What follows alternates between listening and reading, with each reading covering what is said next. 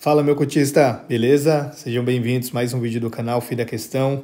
Ivan aqui falando. E bora bater um papo sobre o ALZR. Saiu o relatório aí de maio, né? Relatório atual. Vamos dar uma olhadinha aí o que rolou durante esse mês. Tem uma informação muito boa aqui, vou trazer para vocês, tá? Vamos dar uma olhadinha aqui. Então, as informações gerais do fundo aí. Fundo antigo aí de 2018, né? Tem sua taxa de gestão e administração. Um PL de quase 1.300 bi, valor patrimonial por cota de 10,46, valor a mercado 10,11. Vamos voltar lá para o relatório.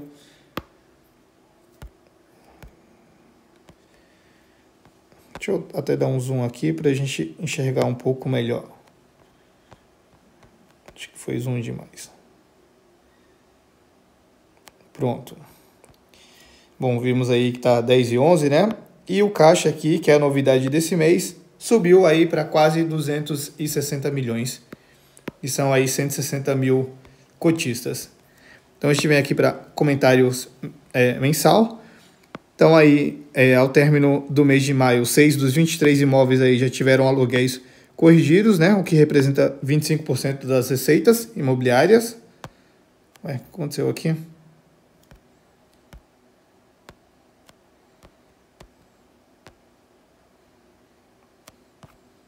Pronto, vamos lá. Então aqui a gente já viu, né? Foi corrigido tudo. Aqui ele fala sobre o desdobramento, né? Que após o desdobramento aí, teve uma ampliação de mais 7 mil investidores na base do fundo, que passou de 153 mil para pouco mais de 160 mil, um incremento de 4,6%. Então essa que é a mágica do fundo base 10, né? Porque consegue pegar aqui investidores pequenos, que às vezes uma cota de ALZR que estava sendo negociada a R$100 ficou um pouco pesado para quem não tem ali, não consegue separar um valor um pouco mais alto para investir. Então, com a cota ali a R$10, qualquer pessoa ali que junte, mesmo que seja pouquinho, já consegue comprar ali. Então, isso acaba aumentando a liquidez do fundo e acaba aumentando também a base de cotistas, né? Claro, desde que seja um fundo bom. Não é qualquer fundo que ele vai funcionar assim dessa forma. Na parte de disponibilidades, rendimentos e guidance. Então aqui a gente vai ver a questão do caixa, que ele subiu, né? Então ele fala que no término do mês a posição de caixa era de 260 milhões, ou seja, 20% do PL, do patrimônio líquido. De onde que vieram esses 80 milhões aqui? Foi com a liquidação dessa SPE do Mercado Livre. Então, como eles fizeram essa liquidação, tudo dessa SPE passa a vir para dentro do caixa do ALZR. Então, os 80 milhões aumentaram aqui, né? E logo refletiu aqui no total. E aí é o seguinte também, do mesmo jeito que ele passa a ser reconhecido caixa, ele também passa a ser reconhecido passivo que ele tem. Então aumentou um pouquinho ali a alavancagem dele, mas assim, bem pouco, né? Aqui ele fala sobre o rendimento, que vai entregar aí 0,8 centavos, 8,2, né? E ainda tem uma reserva de lucro aí de quase 2 centavos. Guidance para o primeiro semestre continua a mesma coisa, de 0,7 a 0,8. Aqui ele fala que no próximo relatório mensal vai ser divulgado o guidance do segundo semestre. Então eu acredito que não vai ter nenhuma surpresa, vai ser a mesma coisa que já está sendo. Em relação ao mercado secundário e demais comunicações. Então a gente vê aqui um volume médio diário negociado de 2 milhões. Falei dos 160 mil cotistas, né? Mais 7 mil novos investidores em um único mês. 23 imóveis, tudo adimplente. Aqui a gente vem para a DRE dele, então o quanto que ele girou, o quanto que veio de despesa, o resultado de caixa, quanto que deu por cota, quase 9 centavos aí, né? O quanto que ele entregou, 8,2 centavos, logo guardou mais um pouquinho aí para a reserva dele. Aqui na parte de distribuição, então a gente vê aí que ele vai entregar 8,2. Aqui o quanto que ele vem pagando, então nesse ano aqui 8 centavos, às vezes 8,1, às vezes 8,2. que o componente de resultado de caixa, então a gente vê tudo que teve durante o mês e o quanto que ele vai entregar. Fluxo de caixa projetado. Aqui ele traz três tópicos, né? Eu não vou entrar muito em detalhes aqui não, pessoal, porque eu entrei nesses detalhes no relatório do mês passado, não mudou nada.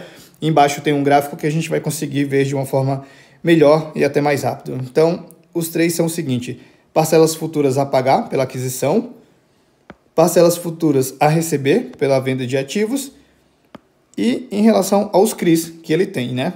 Então aqui a gente vê os CRIs, que soma aí quase 500 milhões. A gente vê aqui todas as taxas dele e tudo mais.